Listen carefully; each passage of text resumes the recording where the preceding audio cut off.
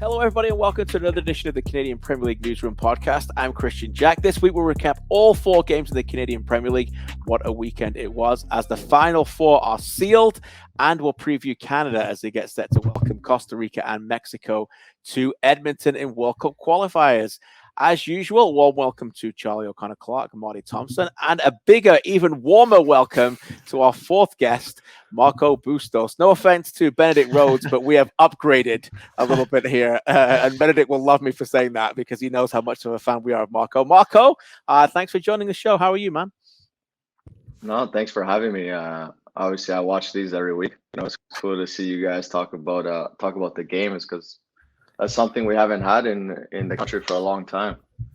So, I'm always tuning in, and now able to be on the podcast show with you guys. Things are going good, and excited to join.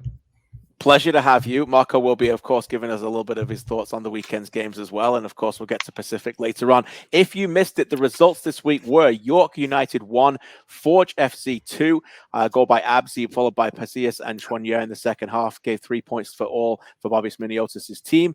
FC Edmonton 3, Valour 3. What a game this was. Marty Thompson was all over it, and I can't wait to hear his energy in his voice as he recaps this 6-goal thriller. Washewski, Didic, and Gonzalez put Edmonton up by 3-0.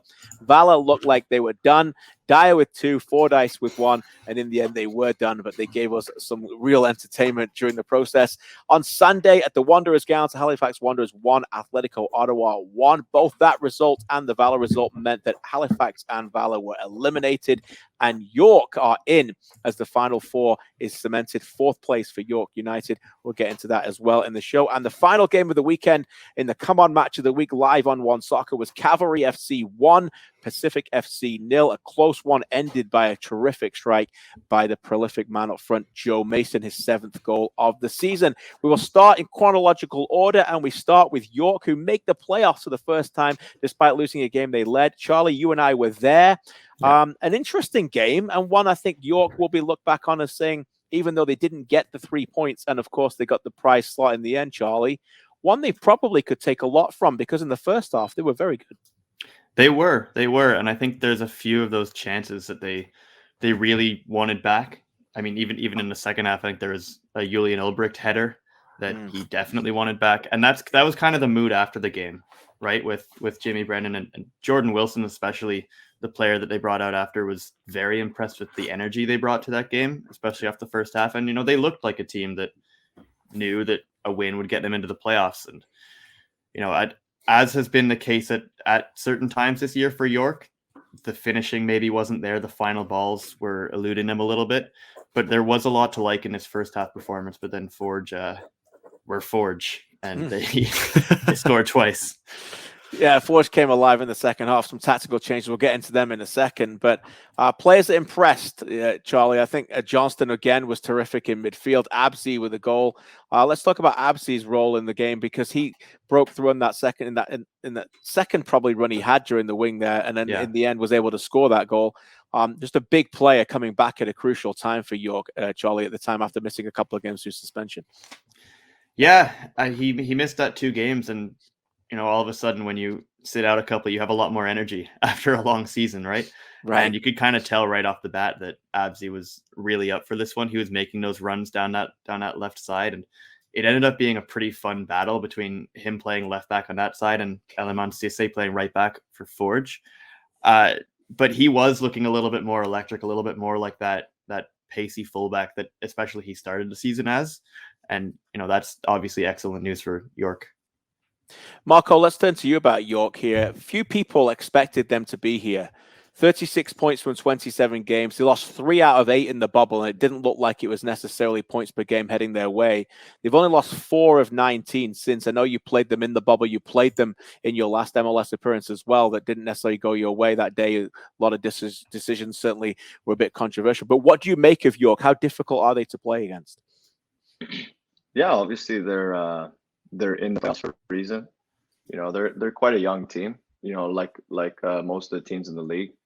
But their philosophy is, starting these young guys and giving them the opportunity to play. And quite frankly, they've done well with it because they're in the playoffs. they've got some good players. Abzi, one of the better players in the league. A young midfield they have, and it's a group that they came to play us most recently. Is I just after the game I felt they were more gritty than us. They obviously beat us. We've dropped quite a few points recently, but they have what it takes, I think, to they're going to match up against whoever's first place between Calgary and Forge, and they'll match up well. Like I said, they're a young group. They just gotta stay humble and stay focused, because that's I think the difference between like a Forge, for example. They know how to win. They're a team that's won back to back and trying to win a third, and in their way is 3 other teams. And our team Pacific is they're in the way of us trying to get to win a championship. But I think just the winning identity is something that needs to keep building in every team. But yeah, York I think is in a place where they deserve to be. They've been fighting the last 2 months with the other 2 teams for that last spot, and the 3 of us at the top have kind of been separated from the group. But no, it's been interesting. Those 3 battling, and then us 3 at the top battling the whole year almost has been interesting for sure. Yeah, every credit to York. We mentioned it last week, and although they lost the game on the weekend, they've only lost 7 of 27. So they've only lost 4, as I said, outside the bubble. And they've been in every one of those games, Marty. And our attention now is going to turn towards, obviously, their game plays Tuesday, but what are their credentials for playoffs, right? Like, what can they accomplish? What do you look for as a team going into a knockout stages games? Teams that are difficult to beat, right? They're difficult to beat. And if they do play Forge, and we're going to get into that way before the season starts with a proper player preview, but it has to be said, of all the teams, Halifax, Valour, who could have played Forge in this playoffs, they're one that Forge probably don't want to play. They've been to Tim Hortons Field already and beat them twice already. So this is looking good for York, Mike. The only team to beat Forge at Tim Hortons Field this year, York, and they've done it twice, as you mentioned. They have a bit of grit. They have a bit of edge, Marco. I know you just sort of touched on it there, and you've played against them quite recently. Maybe I'll flip this to you in a bit, but this is a team that just continues to, even again, Forge was Forge on the weekend, but at the same time, they just kind of have that little edge and that little bit of uncertainty, maybe in the opposing team, that they could just flip result on its head. Marco, is that how you describe it? Like, how would you describe what York brings in a game, and that kind of edge and that grit? Yeah, I think I can speak from the experience of playing against them. Like I said, they're a team that has grit. They fight, and we're like Pacific. We're a team that likes to play to our style, and I feel like every time we've played them, they've showed us a different hand in a different way they played. Right. Interesting. And that's something that can benefit them. They obviously go out there and work hard. We obviously go out with a different style. We like to keep the ball and move it around, recycle it, and that's the way we play. We train every day to play like that. And just them coming out, I've played them 3 times this year, and 3 times they've looked different on the field. Different team, different players on the pitch. So obviously they both take quite a bit of guys, and I think it's just another example of giving these young guys opportunity. It's just them taking, and obviously they've done well getting the playoffs, and obviously they've done well against Forge. They've beat Forge twice, and we've never beat Forge. I personally have never beat Forge. Right. Yeah. So, right. Yeah. Right. Yeah. Hey, you never know. Another final to come, maybe between another big game between Forge and Pacific. We'll keep an eye on that as well. Forge go top, by the way, for the first time this season. A pretty good time to go top for them after obviously not playing a lot of games and still having games in hand. They will likely remain there. They just need 3 points from their last 3 games to secure top spot. Even if Cavalry can get to 50 Forge would have the advantage over the first tiebreaker, which is wins. Again, depth was there to be seen on the weekend, Charlie. You mentioned York struggling to put away their chances. Forge came into the game in the second half. Kristian moving back into centre back, having played in midfield. They could really play the ball through the lines quicker. I thought Awuah did well moving into midfield. And then, just when York are looking to try and break things open, no disrespect to the players that are coming on the pitch for them, but on can come the likes of Borges and Chouanier and others for Forge. And that was a difference as they stepped up to a new gear, Charlie, in that second half. Yeah, no, it really was, especially when they kind of brought all these guys on. Mobabuli as well came on, I think, for the last 10 minutes of this game, and he ended up actually making quite the impact. He was really good. It really ended up kind of smothering York a little bit as they were trying to get back in the game. I think Forge probably had some of the better opportunities in that last maybe 5-10 minutes of the game. But this was Forge again, just showcasing this depth and this ability to play players in different positions, to, play in different ways. As you mentioned, Kristian, obviously Daniel Kristian starts the game in midfield, trying to get a little bit of rest for Alexander Akiniote-Janssen, who has played a lot of minutes this year. He gets the day off, so Kristian comes in midfield. Bobby Smirniotis maybe not necessarily liking what he sees, so he puts Kristian into the back line and Awuah into midfield, and all of a sudden they're covering more ground. Awuah actually said after the game that he wasn't necessarily sure what exactly the job he was supposed to do there was, but he just felt like he needed to cover some more ground and take some of the running burden away from Kyle Becker, which I think he did. And it just, goes to show how many players Forge have that can come in and just play a role and really get the job done when they need to. Yeah, I spoke to Kwame Awuah myself after the game as well in the tunnel, and I said, "Did you enjoy that midfield role?" And I said, "Well, you're kind of used to it because he's a left back. He plays that role sometimes inverted." Yeah. And he said to me, quite rightly so as well. He said, "Yeah, but then in those moments, I also have to play left back and defend as well. So this time I could just sit in midfield. It's a little bit easier." Yeah. And I thought that was a pretty accurate assessment. And this time he wasn't asked to do too many different things. But yeah, every credit Forge again, showing their style and are top of the Canadian Premier League. Let's move on to the craziness at Clarke Stadium in Alberta, in Edmonton. And just when we thought that this game was probably done, and I think our friend Adam Jenkins actually called it done, and he's every right to have said that, but I think he said Valour are done, and he actually was right at 3-0. But in the end, it wasn't quite done, Marty. And as a journalist covering a game, I'm sure you wrote your intro about 4 different times here during the second half. It's funny you mentioned that, Kristian. I'll have to agree with Adam on this. I have never been more certain on a result in the CPL over the last 3 years watching it. No, so it's out the CPL unpredictability, my friend. 75th minute rolls around, and it's like, you obviously just feel bad for Valour, right? They've come off these 2 big wins, and you're just wondering, maybe the third was too much of an ask.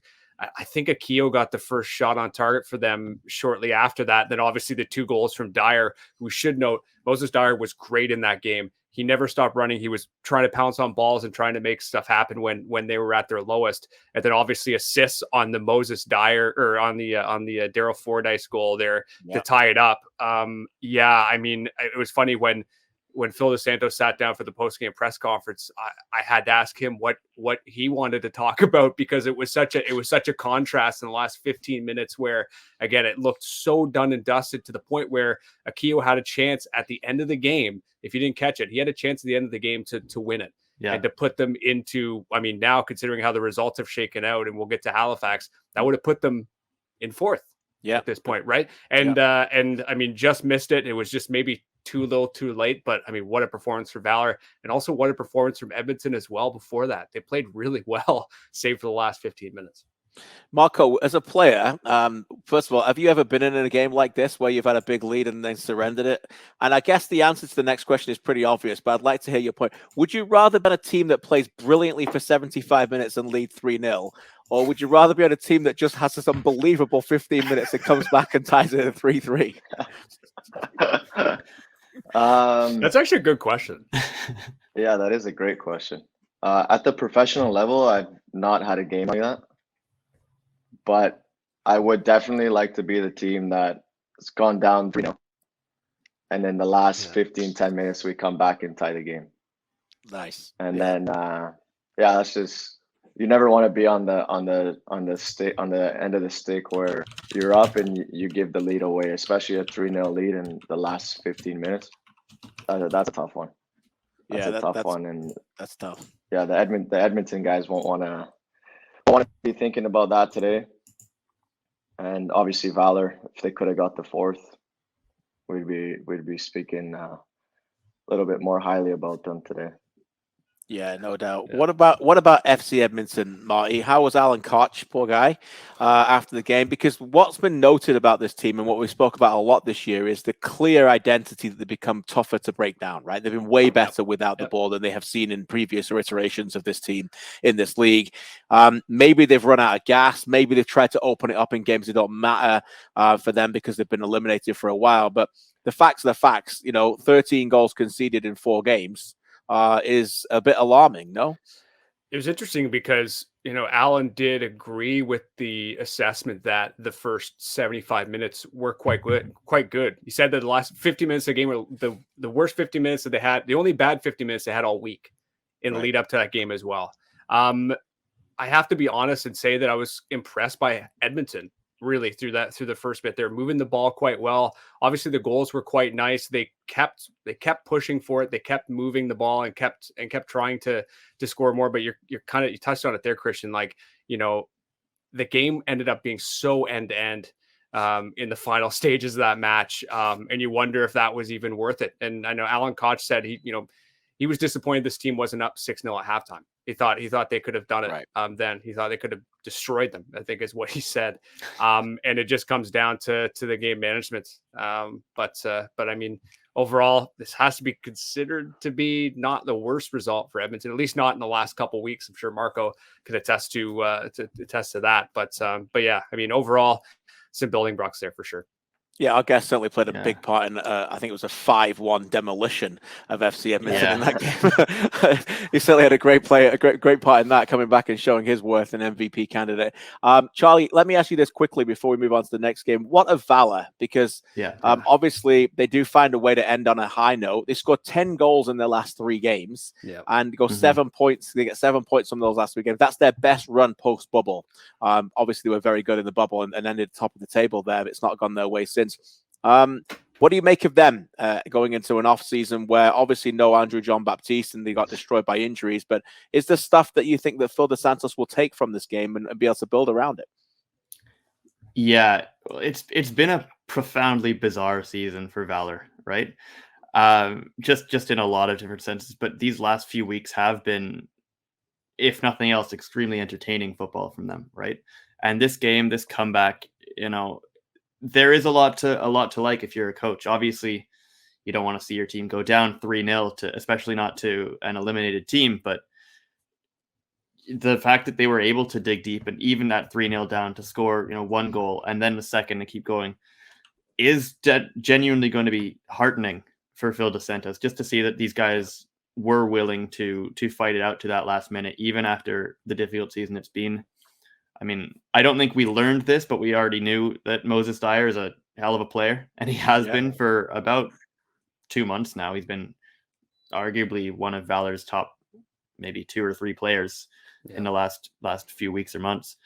But yeah, I think that there is something with this Valour team to build. I think that they will be up for an interesting offseason here. I don't know how many changes Phil Dos Santos wants to make. Obviously, a new coach coming in always wants to kind of get their fingerprints on their roster, right? But, I think there is something to work with here. And we've obviously seen it with the way that they've played in the last few weeks or month and a half, really.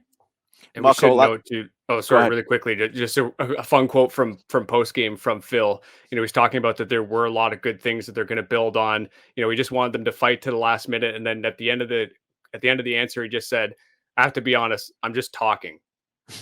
And we're like, he's like, I'm talking because I want to show some respect to the people in the room and the media, but he's like, you're gonna have to call me in the middle of the week. I'm gonna have to figure this out after. Which I thought was a very, very honest quote. Yeah, every credit, no doubt about that. It's some substance to it to come, I would imagine, after that. Marco, let me turn to you. Final word on Valour. Obviously your former club, your hometown club. What do you make of them and their connections again to that city, and how important was it for that city to have this full season again, where they could go back and watch them after what has been obviously a difficult time during COVID. Yeah, it's obviously huge, in every city, with a league that's just started and then you get hit by COVID. I can't imagine being one of the owners, but for the league to get this thing started again and start the season in Winnipeg, it was big, and for the city, everyone there in the bubble, didn't get to see too much. And I got hounded by my teammates of how dusty the city was, but it's so dusty. So dusty. I wish I could have took him out to a couple of nice restaurants and next time a couple other nice places. But yeah, next time. There's always next time. But no, it was big. It was big for in the bubble they had their fans come. Just to hear fans again was nice. Even from being on another team, after our game, Valour played, and a couple of us stayed behind for some media, and then we ended up watching one of their first halves in the tunnel there, and that was their first game that their fans came out to watch. And me and Pau were sitting there like, it's nice to hear this again. I think it was only 1,000 or something, but it was still nice. And then obviously, I think my parents have actually gone to a few games. I got close with Andy Baccaro. Now he's a family friend of mine now. I would consider him. So they've gone to support him a few games, and they've enjoyed it. It's just another fun thing to do in Winnipeg, and it's only going to get better. Every team in the league, every organization, as time goes, the years come on, and there's no way looking back. Everything is going to get better. Better players are going to come in, younger players, which gives more opportunity, and that's something that this league, this country's never had, and now it's right in front of us. So I don't believe anything less than this league is just going to get better here. Yeah, great stories, great tidbits as well. Baccaro's been one of the real bright spots for that team. An outstanding player for them at right back, and even in midfield when he's been asked to. Okay, to the Wanderers grounds on Sunday we go, and what a sight. A packed house, celebration mood, a win, and they into fourth. They take an early lead. They're winning 1-0. Yeah. And suddenly, from one set piece from Arnone, followed by a second yellow card, which we may want to get into, we may not. We're not going to bury the lead here, though. But Wanderers grounds, always a happy place. But at the end, even with Kieran Basket in the box and heading over the bar in a dramatic late moment from the goalkeeper. And how fitting would it have been? And a team all year that struggled to score goals had a goalkeeper at a crucial time put them up top for them. Yeah, but in the end, they didn't able to do it. And I will start with a quote from Benedict's piece on our website from Stephen Hart, which summed it up pretty well when he went to say, quote, "It was difficult for us in the bubble. And then when we came out the bubble, there were a number of games where we should have come away with a victory. Through our own fault, we allowed teams to tie up the game or whatever. We drop points at crucial times of the year where we shouldn't be dropping points. The players left everything on the field today. They really played for that victory, and it's unfortunate that we couldn't make it happen." And I think that pretty much sums it up. For me, Halifax, when I look back at their season, I think about those games post-bubble. The game against York United, Lowell Wright, 90th minute winner. And then they go to Ottawa's home opener, and Brian Wright gets a goal 3 minutes from time. They go to Forge, and Awua scores this unbelievable goal in the 96th minute that I don't even think anybody knew was even coming. And if you think about that moment, that 2-point span just cost them here a lot as well. So yeah, in the end though, they couldn't score goals, Marty, and that was to their detriment on a big day against Ottawa. Yeah, I mean, maybe this is the time to sort of look back on the season as a whole, because this is also a team that's been decimated by some injuries as well, and has had some difficult issues with personnel. And I know we've already talked about how much Joel Morelli has affected their season, and how far he's carried them in terms of a points total. I know you had that a week ago or so, Kristian, but yeah, I mean, that really is what it is. I mean, Akeem Garcia just failed to launch. There were some good moments from players like Stefan Karjovanovic. Obviously, Sam Salter had a good sort of last half of the season, but yeah, you're right. It's just the lack of goals. And it's funny you're looking at some of those results. It really was that York one. The York Lowell Wright 90th minute game, because when they came out of the bubble, it was thinking, okay, well, they're gonna have some of the best home field advantage. They're gonna have the best home field advantage in the league, I think. And that crowd obviously yesterday was a testament to that. They just failed to really take advantage of their advantages really outside of the bubble. Yeah, a wonderful sight. And it has to be said, right? Because that's what the Canadian Premier League is based on, right? Like, just go. Marco, maybe turn to you, your thoughts on what you see at the Halifax grounds when you go down there and see what they can do at the Wanderers grounds in Halifax, because the results on the field didn't go their way this year. But again, just to see that kind of sight, that amount of people in that stadium is fantastic for this league. What's it like when you see that? Yeah, it's awesome. You know, going there obviously is a long trip. You get there for everyone except the teams in Ontario. But correct me if I'm wrong. I'm not sure if the first year anyone ever won there. You guys know? I think Forge won there once. I think Forge. I don't think they did. Forge didn't win their first year. No? Somebody won there. Like once. We'll check for you. You carry on. I'll have a look. I think Von Azuri actually might have won there. Yeah, one team won there in the first year. And that kind of tells the story of what it's like to play there. You know, for me, going there was nice. You know, one of the two grass pitches that were nice at the time. Yeah, everyone was not on par the first year, but right. But no, you know, you go there, you know, for a Canadian league that's just started. A team in Halifax. I think the first time I went there it was packed stadium. You know, Halifax versus Valour, and you know, it was really cool experience because I'd never been to Halifax before. I honestly didn't even know they had that many people there. Right, but but no, you know, going there and a full stadium and loud. You know, not only just people watching, but people cheering and booing, and it was a great experience. And we, as Pacific Football Club, we didn't get to, or they did. I didn't because obviously I was injured at the time. But that's one of the trips that I've always looked forward to. You know, it's a nice little city and just different. You know, for me, it's a bit more European, UK style over there. But yeah, you know, it's a market that's again going to keep growing. You know, eventually they might put some more stands along the side where the benches are. You know, adding more to the stadium. You know, I'm not sure what the event's like going to actually watch a game as a spectator. But like I said, you know, every year is going to grow. Every year is going to get better. That's all I'm going to continue saying, and it's going to be in every market. Yeah, I mean, the fan base is just fantastic yesterday. I had a good friend of mine there, actually a former colleague of mine, Paul Brothers, who is the anchor and host of the morning news on Global Halifax and used to work with me at the Score. And he and his family went there and sent me a message, and great to see his pictures posted on Twitter. He just had an absolute blast. It was Cavalry who won there twice in the league in 2019. Only in the league, they were the only team to do it. They lost a couple of games at home, I think, as well in the cup. But yeah, the only team to do it. Andre Rampersad, the club captain, who I thought was a terrific. And by the way, he almost made our Gatorade Team of the Week this week. He was very good. He ended up saying, "quote Sometimes it's just not meant to be.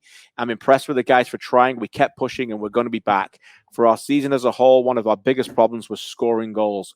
We were making chances, but scoring goals was a problem. It kind of showed today in the end." How fitting, no doubt about it, right? In terms of when you look at the problems they had. They needed 2 goals to win a game, and they've only done that twice in the last 11 games. And in total, 19 of their 28 games this season, they scored 1 goal or less. So that inevitably was the biggest problem for them. Final word on Ottawa. Atlético Ottawa end again on an unbeaten run. Never went 3 games in a row without a loss until October. It was just 1 loss in their last 6. And a game that didn't mean anything, Charlie. Your friend and mine, Meester, with an unbelievable celebration when the goal went in. It meant like the world to him, bless his heart. You could see that they did not want to end the season on a dour note. And Arnone put the ball in the net and then put his boot on the corner flag. Yeah. Take that where you want, mate. I just passed you a ball. You can go and do what you want with it. Interesting. I don't really want to spend too much time on that because I think we're probably all in agreement on on that. Marco, keep it together. Marco, have you ever kicked a corner flag? Let's not ask Marco Bustos for his opinion. I don't want him to get fined. I don't need. We know his reaction. You can just if you're unsure about how Marco Bustos felt about the decision, just look at his face and then just see his reaction. That's all we need to know about that. Let's Ottawa. go back. Let's talk about Ottawa. Let's keep our sales. Let's talk about Ottawa. Yeah, let's keep money in our pocket. And Mista and Ottawa get a crucial point here, Charlie. They did, and they have had a season with a lot of lows, and it's obviously going to be very exciting for them to score goals at difficult places like the Wanderers grounds to get this point. To play spoiler in a sense here. We talked about it last week. They played that 5 at the back here again, and it continues to be a lot better than they had been all season, right? So obviously that's a major thing to draw out of this season, that they've looked so much better in that system. But again, Antoine Coupland continues to be an important part of that team. The more that he's gotten those minutes, he's obviously a very young player, and he started the season as kind of a fringe part of the squad. And he's just gotten more and more involved, and he's been really, really good, I think, in the last few weeks. But yeah, Ottawa, obviously another team with a lot of work to do this offseason, a lot to kind of digest and figure out, especially in terms of the players on the squad and who they really want to bring back, who they see as part of this group for the future. But they'll certainly be. Oh, I mean, they didn't win the game, but they'll be a little bit happier to end it on a note like that with a good goal. Yeah, and they get to 26 points. And if Edmonton this weekend lose to Forge, then Edmonton will finish last. Small victories for Ottawa, but not finishing on bottom of the league, I'm sure will make a bit of a difference from them. I can't ask Marco this. So, Marty, you ever scored a goal and kicked the corner flag, mate? No. Have you scored a goal before? That's what I like. Only to in see. Training. Only in training. Yeah. Marty Thompson did the League One finals this weekend. As you're commentating, any crazy celebrations or corner flags kicked? No, nothing like that. Oh, that's no corner flags kicked. We did get a crazy celebration. CPL veteran Jace Katsopoulos played for Forge and for York.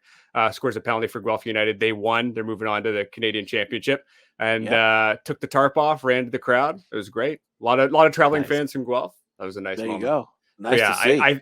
I think he got a yellow card for that, but maybe he wasn't sent off. Not sure. Thankfully, all corner flags were saved. Yes, please. Is there any sort of rule where you can't touch the corner flag? There is not a rule specifically protecting corner flags, although there's poor corner flags were many have been harmed. You will remember that Jamie Vardy dismantled a corner flag when he scored a winner, and did get a yellow card for it in the Premier League. He absolutely dismantled it. It just shattered. I actually thought this Arnone one, and we're going to get into this, why not now? Arnone one, I thought it just bounced back. I didn't even know it broke. You know what I mean? Apparently it did break. So Gareth Wheeler, who was calling the game, and I were in a text message conversation during the commentating because he couldn't believe it. There are rules around things that protect them that say you can get cautioned if during a celebration with wording like delaying a restart, which technically he didn't because he was back in the ready to go within 20 seconds. I watched it. Unsporting behavior or showing lack of respect. So all of that kind of could fall into it. Marty Thompson's already. I can't even finish the sentence. Respect for inanimate objects. The corner flags. We got to save the corner flag. Marty, I have a question. Do you remember if Jose Escalante got a yellow card for picking out the corner flag and riding it like a horse in 2019? I don't think he did, but we can check if because he rode it like a horse. He rode it like a horse. How does that did not damage the corner flag? He gave the corner flag love. So here's the thing. Here's the thing about the celebration about the one in Sunday. We have to say this. Like, it was honestly kind of tame. Like Matt obviously, like, to his credits, like, doesn't score very many goals. He's like sick, starts running like maybe like a little too fast. I don't know if we're gonna start policing that or not. And it was just tame. Like, it was at the end of the day, like, you can't really look at that and say that it was, like, you mentioned the word excessive. Like, far from that. It was a normal celebration. Yeah, normal, if not even maybe even a bit subdued. He didn't go Ken or Ryu from Street Fighter or anything. It was just a tiny little tap. Yeah, it's just that celebration is funny to see get sent off. Because one of my good friends, a mentor of mine, Giles Barnes, every time he scored, he did the same celebration. Right. Run right to the corner flag and double kick it with both feet. Every single goal he scored. So yeah, that takes some fitness as well to double kick it with both feet. That's bold. I hate to break it to you, Charlie. Jose Escalante did get a yellow card. Did get a yellow card immediately after he scored in the 86th minute. See, that one I can kind of understand. I got to be honest. So what we're saying is, if he knew he was going to get a yellow card, he should have just, instead of kicking the corner flag, he should have just pulled it and rode it all around the Wanderers ground. At least make it worth it. Make it worth it to get the yellow card. I felt for him. I really did. He was like, it just dumbfounded. Like he just couldn't believe it. But he was it is what it is. It's just kind of funny at a certain point, right? Yeah. Like, hey, at least they got a point out of it, and it kind of we should move on to the final game of the weekend. Cavalry 1, Pacific 0. Cavalry secure home game in the playoffs. Charlie, you're our correspondent on this, and we'll get a start on a quote that you got for us on CanPL.ca from Tommy Wilden Jr., who said, quote, "We knew what was on the line. We knew that we had to win. We want to have home field advantage here because you've heard our fans today. They were superb. They were our 12th man, and it's cold. It's hard. It's altitude, and these are the advantages that help you make you through the playoffs, and we intend to use that to our max." So what Tommy basically told us is he broke away from the peloton that he continued to tell us he was in all season and actually went for this one. And in the end, Charlie, they found a way to win, and probably, and again, without Marco's blessing here, with a better team on the day. Yeah, I don't think that it's that much of a question. I think Pamadou Ka said the exact same. He did, to be thing. fair. Yeah. To be fair, which, you have to admit when it happens, right? But yeah, Cavalry, there were kind of two different halves in that first half there. They were quite quick moving the ball forward. They're fairly direct.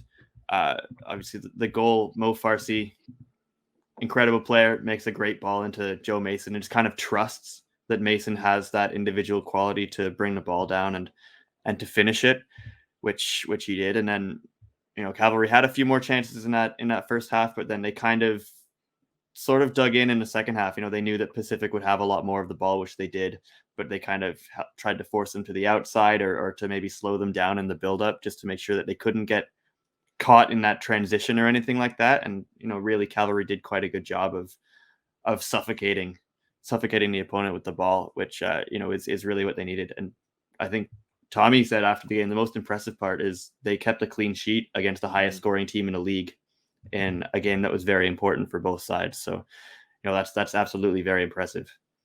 Yeah, I think it has to be said, injuries have hit every team this year, right? I mean, Marty was talking earlier about Valour, but Cavalry going into this game, and I touched on it in the broadcast, only Ledgerwood and Simmons, right? Only one of them is going to play in that game, right? So you could say that probably now 10 out of the 11 positions on that pitch were finally their best team, which we've been waiting for a long time. They had a week to prepare for it. They were burnt the last game at home in an uncharacteristic game against Valour where they gave away 4 goals. Never done that at home ever. Never done that. Never done 3. Yeah. Meanwhile, on the other side, no McNaughton, no Mr. Bustos, played midweek in Toronto in the Canadian Championship. So although there was a lot on the line, it really wasn't an accurate reflection of both teams, Charlie. No. I think that's pretty fair to say. Before we get to Pacific, final word on Cavalry. Maybe now we're starting to see what they want to become.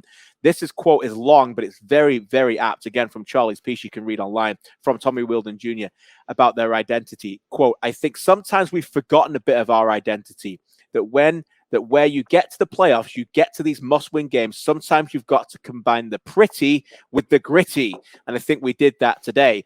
He said, quote, "I think first half, there was some really nice football. Second half, we had to dig in, and they made it physical, made it tough. I'm delighted, especially after conceding last week, to get a shutout against the highest scoring team in the league. Shows how tough our team is." My colleague on One Soccer, Oliver Platt's been on this for a long time and has been right, Charlie. But Cavalry were nasty. We're not a likable team to play against for a long time. And this year, maybe during their evolution of playing pretty football and the way they started, weren't that way. But yesterday, in a very physical encounter, showed those characteristics that we saw a lot in past years. Is that fair? I think so. Yeah. And as you mentioned, that has been a thing that we've known about Cavalry, especially from that 2019 season where they would sometimes bully opponents. They get really up in their faces and they be physical. Jose Escalante, for very good reason, became one of the villains of the CPL, right? Not just for riding corner flags either. Not just for riding corner flags, but that probably didn't endear him to opponents too much. But yeah, they kind of, obviously Cavalry, it's been a long season again, like every team. It's been tough to get through at times, but now that they're getting right down to the end of it here, they'll be very happy to see that edge come back. You know, that kind of aggressiveness, especially in the second half. And they actually, Cavalry, Mo Farsi said after the game that he was surprised by how physical Pacific wanted to play in that second half there and how physical it got there. And to me, I don't know if that's a product of the fact that these guys have played each other 7 times this year. I'm sure when you see a team that many times, you don't necessarily like them too much at this point. And there's a very good chance that we'll see another matchup between them. But yeah, at the end of the day, Cavalry, basically, they found that intensity that they have maybe missed in some other games. And they found that ability to win those duels. I think they won like 60% of the duels in this game. Right. Which, again, that's kind of been a big hallmark of when Cavalry are at their best. Pacific end their season in third, 45 points from 28 games. Cavalry up to second, 47 points from 27 games, and still with a slight chance of first, although unlikely. Forge would have to go 3 games without a win to allow Cavalry to go to the top. So we'll see. But if it is likely Cavalry against Pacific in the playoffs, you mentioned it, that will be round 8 of this heavyweight matchup. And although not official, pencil that in for the likelihood of being Saturday, November the 20th at Atco Field in Calgary. Marco, I don't know how much you want to say about this, but maybe something a little bit about familiarity breeding contempt. When you play a team a lot, you know each other. Tommy and Pa, they've played different formations. I know a game I went to this year, you played a little bit of a different shape. Then they played 3, they played 4. There's not a lot of things to be surprised about anymore when you play these teams. Yeah, I think, when you play that team, like you guys said, 7 times, it ends up becoming a very slow chess game. We've beat them, they've beat us, we've tied them. I think the results are pretty equal. Exactly equal. Exactly. Yeah, 3 wins each in a draw. Yeah. Yeah, but we play very, very different style of football, which is interesting. You see, what works, what doesn't work. You go watch tape back. What happened when we beat them. What were the good things, and then what were the bad things when they beat us? It's like I said, a very slow chess game. And at the end of the day, it comes when everything matters. When it all matters is what's the most important, and that's going to be this playoff game, presumably probably against Calgary. We beat them, they beat us, we've tied, but at the end of the day, it's about this last game to put us in the final. And I think we have every right to get to the final. We just have to go there, play our style, and play with intensity, because that's what I felt we lacked a bit. The past game was the intensity. Going to Toronto, playing TFC, that takes a lot of like inner energy out of you. The whole team. Whether you played 0 minutes or 90 minutes, it's a very, very taxing on the mind, the body. And then obviously going to Calgary, not easy, the travel. But I don't want to make any excuses, for the boys or for us. We definitely could have played better. But at the end of the day, we're 3rd place, like Pa said, we've dropped way too many points in October that I think we deserve to be 3rd place. We were riding for second the whole year. So, going there, being in 3rd place, it's where we deserve to be with dropping all those points. But at the end of the day, we have 1 game right now that we need to focus on, regroup, focus on that 1 game, because, it's like I always say, 90 minutes of football, anything can happen, and we'll be ready. Sorry to interrupt you. I thought you were done there, but let me focus on this one thing about, again, follow up with 13 days you've got now between the next game, right? I mean, question marks still remain about your fitness and, about whether you'll be ready for that. I think it's fair to say questions about Lucas McNaughton as well. I think behind the scenes there's still some things going on about whether that can be changed because of the wording around the rule and the first time that there's ever been a playoff. So we'll see if that's happening. But regardless, you or Lucas are not playing or are playing. 13 days is the longest gaps you've had between games all season long, right? Since the bubble started. How big is that for an athlete? How big is that for your group of young players? And I think of a lot of young players, Hojabrapor, Chung, so many guys who've been brilliant this year, that will need that mental break a little bit. How big will that be for your group? Yeah, it's huge. The guys came back from Calgary last night, and we're going to get a few days off, which I think is deserved. We've had a big week. Obviously a big year with a lot of games, and we have now time to prepare, time to rest, regroup, come together and be cohesive, because if we're not together, unfortunately the team that's not together is a team that's going to lose. And we've seen it. We've come together in big games, the Whitecaps knocking Calgary out in Canada Cup to go play TFC. We did that because we were together. And, unfortunately, those two games I had to watch from the stands, obviously dealing with an injury myself. But, and even just observing, watching from the stands, you could see it, when we're at our best is we're front foot football. We lose the ball, win it back right away, connect passes, get 15, 20 passes before we get to goal. And it's just it's a lot of enjoyment, when I'm watching there at Starlight Stadium. Watching from a different angle. I like to sit behind the net and just from up top behind the net and see the game. And it's nice, when Herd's running down the line at speed, getting on the byline, cutting it back, Diaz scoring or T scoring, it's a beautiful sight to see. I wish I played more games this year, but put me in a different role to learn a bit more about my teammates from a different aspect, and from sitting back and observing quite a bit this year. I've noticed that when we're at our best, it's we're positive, everyone's confident, and we have 13 days now to get that back, and if we have that back, I have no doubt we're going to the final and winning it. Fascinating stuff. And you got us as believers. I mean, just listening to that, you can see why a lot of people would listen to you as a teammate and a leader in that dressing room. And great stories, by the way, about just staying away from the stadium a little bit in a different look and getting to learn. Marty, we're going to get a clash here that we're going to love, right? We're neutrals, we're broadcasters, Pacific Cavalry. I know we'll get into it later, but this is new territory for all of us. No, it's a league playoff semifinal, two teams that you could easily have made a case for of winning this whole thing. One of them is going to make a final, and one of them is going to send the other team home very unhappy. This is going to be really, really special as we get to preview this pretty soon. Yeah, I love it. Just even how you just worded it there. Yeah, I mean, winner take all. Cavalry, obviously, in Spruce Meadows is a tough place to play. There's going to be so many storylines. Can't wait to cover this next week. It's going to be a good one. Yeah, it'll be a great one. Pacific obviously coming in with a bit of a difficult time. Losers of 6 of the last 9, 5 out of the last 7. But as Marco said, it's all going to be down to that playoff game. You win the game, no one cares about that stuff. That is the defining moment of the season. Games to come before we make the playoffs. York United take on Forge from York Lions Stadium live on One Soccer Tuesday at 7.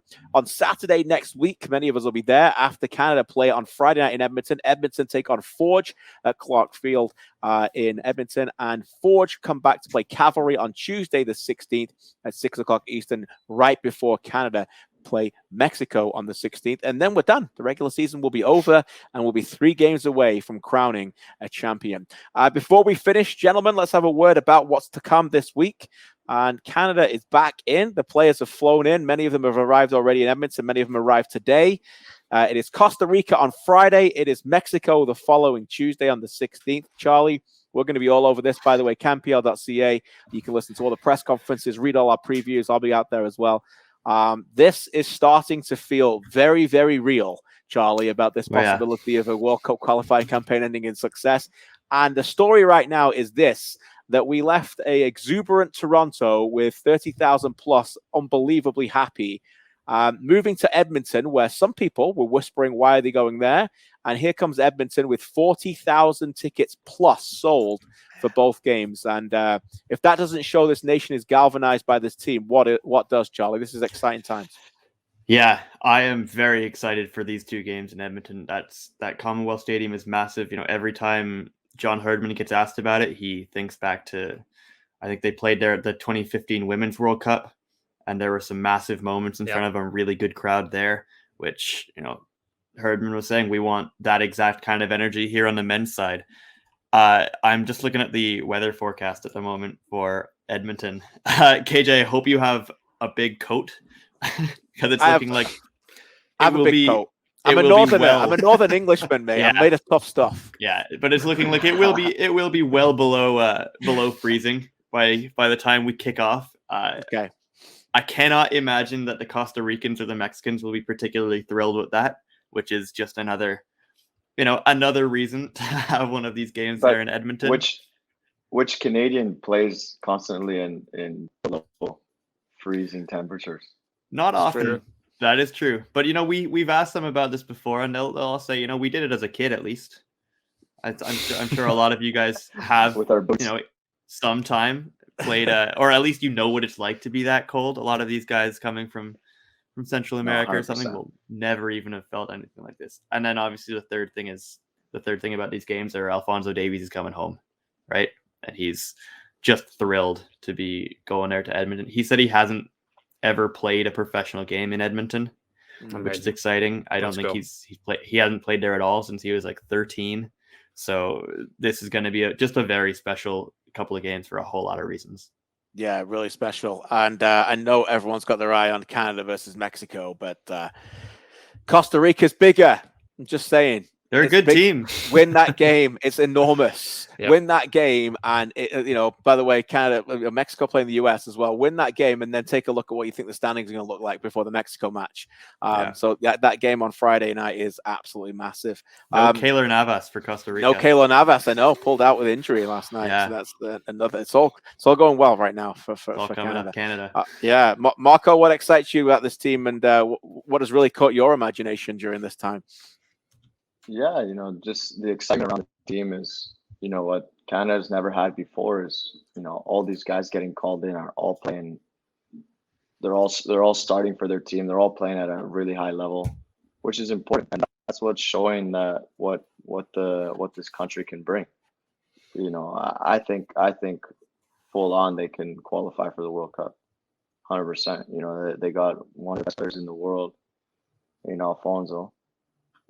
Every time I see that guy play is from what I remember when he was 15, 14, 15 to now is, it's nice to see the growth that he's had. Back in the Whitecaps, he grew so quickly. And then obviously I had left, and then he had his, start season and got sold. But, to see him at that level shows that, it's possible. And, he can be the guy to help bring this country to a World Cup. And obviously you can't do it yourself, but the supporting cast around is great. You got guys playing every minute in MLS, guys playing Champions League, Europa League. It's motivating and inspirational because, for me, you never know. For me, age is just a number, and where you play is irrelevant, because if you're a good player, you deserve to be called up. And for me is, if I can get myself in and around, or a sniff at least in that roster, or in that 30-man roster, 40-man preliminary roster, that's an accomplishment for me. I was around there back in January, beginning of the year. And it was nice to see, the level of those guys, training, the intensity, the detail that John Herdman has in his way. It was I definitely learned a lot, and gonna keep learning and keep pushing, because for me that was one of my goals. Coming to Pacific, I told Pa, here I want under Pacific, I want to get a call to the national team. You know, that's one of my goals. And yeah, you know, for me, again, you know, just inspirational. And I can't imagine, you know, how many people, you know, not involved in football now is, you know, get them involved, because this is a team you have to jump on their back, you know, like the Canadian hockey team, you know, it's a big team. They go around, they'll fill up arenas. You know, why can't the football team fill up stadiums? You know, you just got to get everyone on board, and I'm definitely on board. Well said, my friend. Pretty much the best place to end it right there, I think. Marco, it's been a blast. You had fun? Enjoyed it? You enjoyed yourself? Yeah, 100%. I enjoyed myself. You know, we can't thank you enough for coming on. No problem. Thank you. It's nice to talk with you guys and just chat football. Something different. Yeah, no doubt. We appreciate your time, and something insight that we can never bring. So we appreciate the analysis and insight that you bring, and best of luck in your quick, speedy recovery as well, my friend. Marty, great stuff, my friend. Excited for Canada this week. Should be a big one, right? Absolutely. All good. Marco, are you going to re-listen to this? Are you going to listen back?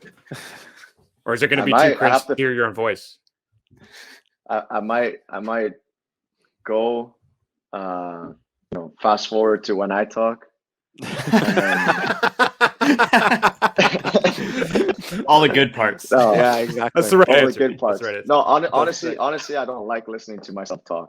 None of us do. It's tough, man. Yeah, it's tough. I sound weird. Yeah, we're all the same. We all sound weird when we listen to ourselves. But thankfully, everybody else listening doesn't think we're weird, because they're still listening 57 minutes into the show. So we can't thank you enough for that, everybody. A reminder, CanPL.ca, full of our coverage around the league this week, getting ready for the playoffs and for Canada. And a special guest this week on Beyond the Pitch. And why not? If you're 57 minutes into this, you deserve to be told. Atiba Hutchinson joins me on the Beyond the Pitch this week to talk all about his love for Canada, his career, as he met with me last week from Istanbul. So that was a really special interview as well. One of my favorites in sports in general, and a true Canadian sports icon. So thanks for that. It's a great conversation, about half an hour I'll have with him, that will be out this week. Again, thanks to everybody for joining us. Thanks for listening. Thanks to Charlie and Marty. Keep up the great work. And Marco, get well and get fit soon. Again, thanks for joining us. We'll have you on again real soon. Thanks again to everybody. Enjoy the games. Take care of each other. And we'll see you all soon.